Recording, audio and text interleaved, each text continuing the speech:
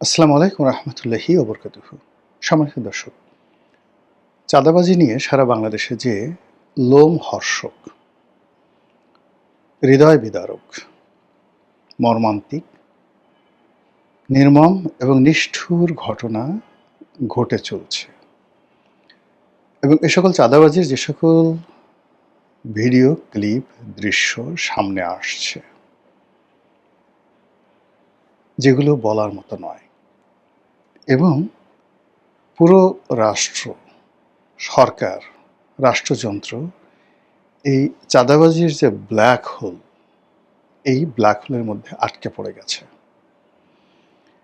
এটি এত বড় রাক্ষস কিংবা ধরুন ক্যান্সার অথবা আর কি বলবো, করোনার মতো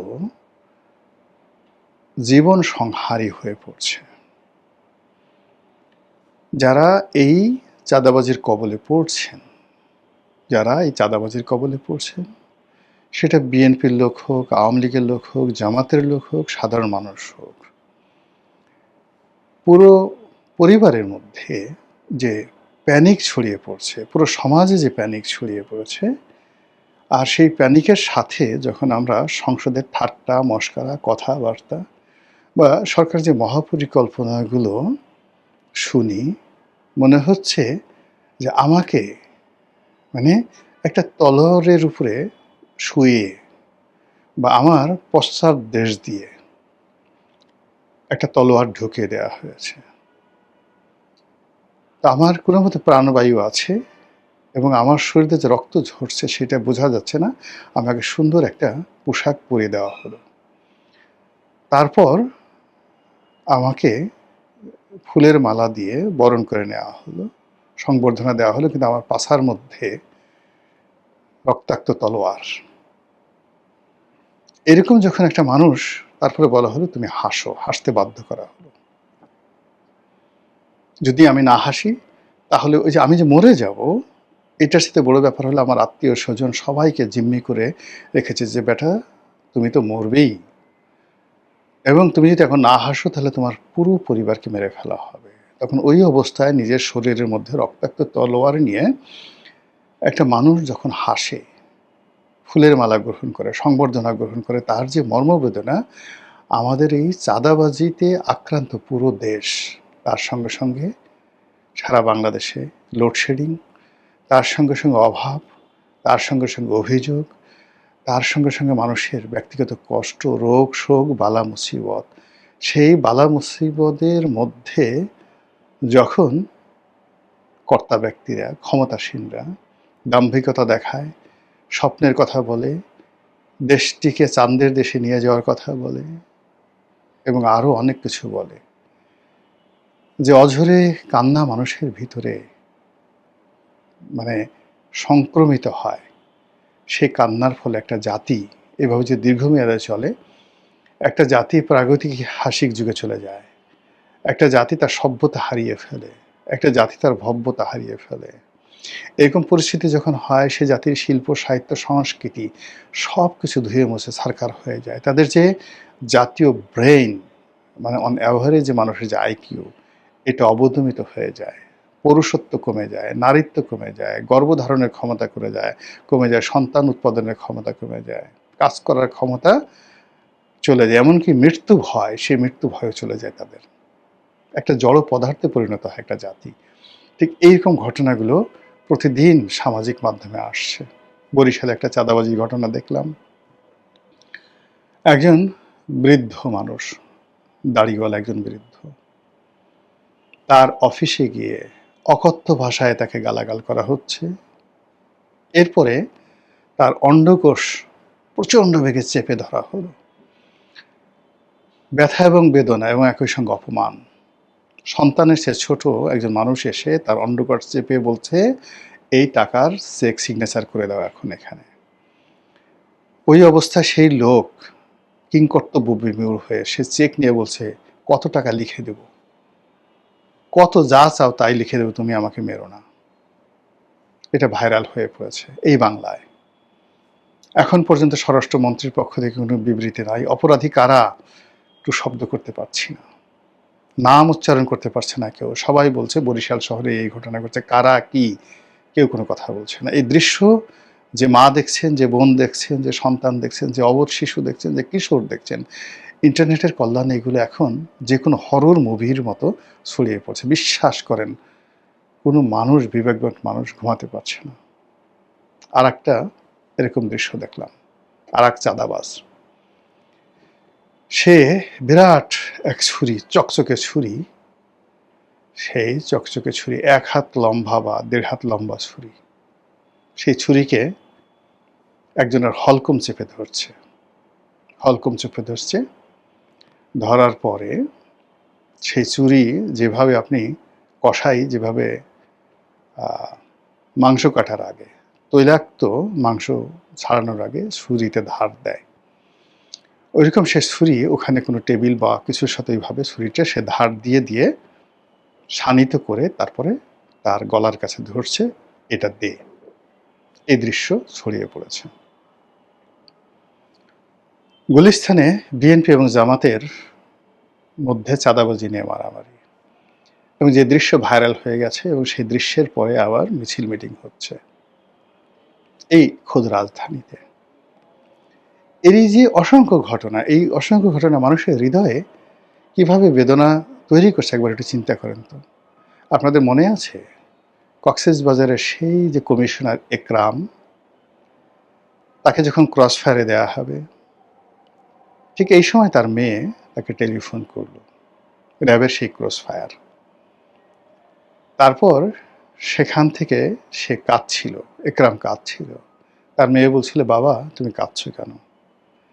বাবা বলতে পারছিলেন না যে আমাকে একটু পরে মেরে ফেলবে মা, তোমার সঙ্গে এটাই আমার শেষ কথা, এই জন্য আমি কাঁদছিলাম। তিনি সন্তানকে প্রবোধ দিচ্ছিলেন যে না মা, আমি এমনিই কাঁদছি। সারা বাংলাদেশকে কাঁপিয়েছিল। এবং সেই র্যাবের অমানবিক কর্মকাণ্ডের ফলে র্যাবের উপর যে আল্লাহর গজব নাজিল হয়েছিল, সেই গজব এখনো উঠেনি। এই র্যাব ৭ জনকে মার্ডার করেছে নিজেদের স্বার্থে, কোনো রাষ্ট্রীয় হুকুম ছিল না, শুধুমাত্র টাকার জন্য। সেই মেরে নাড়ি ভুড়ি বের করে তারপর সেই লাশ শীতলক্ষ্যাতে নিক্ষেপ করেছিল। এবং সেই দৃশ্য দেখার পরে একজন অ্যাডভোকেট দেখেছিল তাকে যেভাবে নির্মমভাবে তারা হত্যা করেছিল। এই র্যাব সারা বাংলাদেশের মানুষকে কাঁপিয়েছিল, সারা বাংলাদেশের মানুষকে ভয় পাইয়ে দিয়েছিল, সারা বাংলাদেশের মানুষকে কাঁদিয়েছিল, এবং মানুষের সে কান্না আল্লাহর আরশে আজিম পর্যন্ত পৌঁছে গিয়েছিল। যারা এই কুকর্ম করেছে তারা, তাদের পরিবার কিভাবে অভিশপ্ত এই সমাজে। একটু দেখেন তো সেই র্যাবের সেই লোকগুলো কোথায়, কি অবস্থা আছে, তাদের আত্মীয় স্বজনের ছেলে সন্তানরা কি অবস্থায় আছে। এই হলো পাপ। এবং যে সরকার আমলে, শেখ হাসিনার আমলে, আওয়ামী লীগের আমলে, যে স্বরাষ্ট্রমন্ত্রীর আমলে এই ধরনের দুর্বৃত্তপনা ঘটেছে, দেখেন তো তাদের জীবন। এই দুনিয়াতে যদি জাহান্নাম বলে কিছু থাকে, এই দুনিয়াতে যদি বিচার বলে কিছু থাকে, এই দুনিয়াতে যদি আল্লাহর আইন বলে কিছু থাকে, আপনি গিয়ে দেখেন সেই সমস্ত মানুষ কিভাবে পশুর মতো জীবনযাপন করছে। কাজেই মানুষের অভিশাপ নিয়ে কখনো কেউ বাঁচতে পারে না। মানুষকে ভয় দেখিয়ে, এই মানুষকে আল্লাহ রাব্বুল আলামিন বলছে তোমরা কাউকে ভয় পাবে না, শুধু আমাকে ছাড়া। তো যখন কোনো একটা মানুষ এই আল্লাহকে ভয় পাবে, আল্লাহর ভয়টাকে ভুলিয়ে কারো হৃদয়ের মধ্যে মানুষের ভয় তৈরি করে দেয়, সঙ্গে সঙ্গে সে আল্লাহর যে কর্তৃত্ব, সেই কর্তৃত্বকে চ্যালেঞ্জ জানায়। হোক সে চাঁদাবাজ, হোক সে দুর্নীতিবাজ, হোক সে মন্ত্রী, হোক সে প্রধানমন্ত্রী, হোক সে রাষ্ট্রপতি, হোক সে ফ্যাসিস্ট, কিংবা কোনো মবকারী, মব সন্ত্রাসী। যখন একটি মানুষ আল্লাহকে ভুলে মানুষকে আল্লাহ ডাকতে বাধ্য হয়, প্রাণ ভিক্ষা চায় মানুষের কাছে, বাবা গো তোমার কাছে প্রাণ ভিক্ষা চায়, আমাকে মেরো না, তখন ওই মুহূর্তে ওই মানুষটি জীবনের তাগিদে শিরক করে বসে। সে আল্লাহকে ভুলে যায়। তার জীবনের মালিক আল্লাহ, তার মরণের মালিক আল্লাহ, তার রিজিকের মালিক আল্লাহ সে ভুলে যায়। ভুলে গিয়ে ওই সন্ত্রাসীকে সে মনে করে সেই আল্লাহ। ফলে একটা শিরকের সমাজ প্রতিষ্ঠিত হয়ে যায়। যে রাষ্ট্র এই শিরক পয়দা করে, যে সরকার প্রধান এই শিরককে প্রশ্রয় দেয়, যে কর্তা ব্যক্তি, পুলিশ থেকে শুরু করে আর্মির যে সমস্ত লোকজন, যারা এই সমস্ত দানব তৈরি করে, যে সকল দানবেরা নিজেদেরকে, শয়তানও কিন্তু কখনো আল্লাহ বলেনি। শয়তানও নিজেকে কখনো আল্লাহ বানায় না। শয়তান এমন ভয় দেখায় না যাতে আপনি আল্লাহর পরিবর্তে শয়তানকে আল্লাহ মান্য করবেন। কখনো আপনি দেখাতে পারবেন না। শয়তান আপনাকে প্রলুব্ধ করে, লোভ দেখায়, লালসা দেখায়, বিপথে নেয় যেন আপনি জাহান্নামে যান। কিন্তু শয়তান আপনাকে কখনো আপনার সামনে অস্ত্র ধরবে না যাতে করে আপনি তার কাছে প্রাণ ভিক্ষা চাইবেন শয়তানের কাছে। হে শয়তান, তুমি আমাকে প্রাণে বাঁচাও। হে শয়তান, তুমি আমার আব্বা, আমাকে মেরো না। এই কথা কখনো শয়তান করে না। কিন্তু আমরা মানুষ যখন অস্ত্র হাতে তুলে নিয়ে আল্লাহকে ভুলিয়ে দেই, আল্লাহর হিকমাকে ভুলিয়ে দেই, প্রকৃতির আইনকে ভুলিয়ে দেই, এবং এই জমিনে সরাসরি আল্লাহকে চ্যালেঞ্জ জানাই, তখন সেই মানুষদের সঙ্গে আল্লাহর যুদ্ধ শুরু হয়ে যায়। সেই মানুষদের সঙ্গে জিব্রাইলের যুদ্ধ শুরু হয়ে যায়। সেই মানুষদের সঙ্গে আজরাইলের যুদ্ধ শুরু হয়ে যায়। সেই মানুষের সঙ্গে গাউস, কুতুব, অলি, আল্লাহ, পীর, মাশায়েখ, আশেকান, জাকেরান, সিদ্দিকগণ, নবী এবং শহীদান সকলে যুদ্ধ ঘোষণা করে। সে মানুষকে যারা প্রশ্রয় দেয়, সেই মানুষদেরকে যারা ওন করে, মানে এই ধরনের খারাপ মানুষদেরকে, তাদের উপর থেকে আল্লাহ রাব্বুল আলামিন তার বরকত উঠিয়ে নিয়ে যান, তার রহমত উঠিয়ে নিয়ে যান, তার হিকমা উঠিয়ে নিয়ে যান, তার হেদায়েত উঠিয়ে নিয়ে যান। আমাদের এই সমাজে যেভাবে চাঁদাবাজি, যেভাবে সন্ত্রাসী কর্মকাণ্ড, যেভাবে সন্ত্রাস মানে পাগলা ঘোড়ার মতো চলছে, প্রত্যেকটা মানুষকে তছনছ করে দিচ্ছে, এ এক অভিশাপ, এ এক প্রাকৃতিক অভিশাপ। যে অভিশাপ আমরা সবাই, যাকে বলে পঙ্গপালের মতো মরতে যাচ্ছি। এ দৃশ্য দেখা যায় না। কার কাছে বিচার চাইব? কাকে বলবো এগুলো ঠেকানোর জন্য? যারা এগুলো ঠেকাবেন তারা গান গাচ্ছেন, যারা এগুলো নিয়ন্ত্রণ করবেন তারা পান খাচ্ছেন, যারা মানুষকে প্রবোধ দিবেন, আল্লাহ রাব্বুল আলামিন যাদেরকে খলিফা নিয়োগ করেছেন, মানুষের মানে জানমালের নিরাপত্তা দেওয়ার জন্য আল্লাহ যাদেরকে মনোনীত করেছেন, তাদের দৃষ্টিতে এই বিষয়গুলো যদি না আসে, তারা যদি এগুলো নিয়ন্ত্রণ করতে অপারগ হয়, কিংবা তাদের ক্ষমতা নাম ব্যবহার করে যদি এই সমস্ত কর্মকাণ্ড হয়, কল্পনা করতে পারবেন না প্রকৃতি কতটা প্রতিশোধ পরায়ণ। আল্লাহর কাছে আশ্রয় চাই, আল্লাহর কাছে পানা চাই যে বিপদে পড়েছি আমরা পুরো জাতি। মহান আল্লাহ যদি আমাদেরকে দয়া না করেন, আমরাও আদ জাতির মতো শেষ হয়ে যাব, আমরাও সামুদ জাতির মতো শেষ হয়ে যাব, আমরা আশ্রয়হীন হয়ে পড়ব। হে আল্লাহ, আপনি জাতিকে রক্ষা করুন, আপনার এই বান্দাদেরকে রক্ষা করুন, আমাদেরকে মাফ করে দিন, আমাদেরকে উত্তম নেতা দান করুন, পরহেজগার নেতা দান করুন, যোগ্যতম নেতা দান করুন। 18 কোটি মানুষের বিশ্বাস এবং ভালোবাসাকে যারা মূল্য দিতে পারবেন সে মানুষ দান করুন।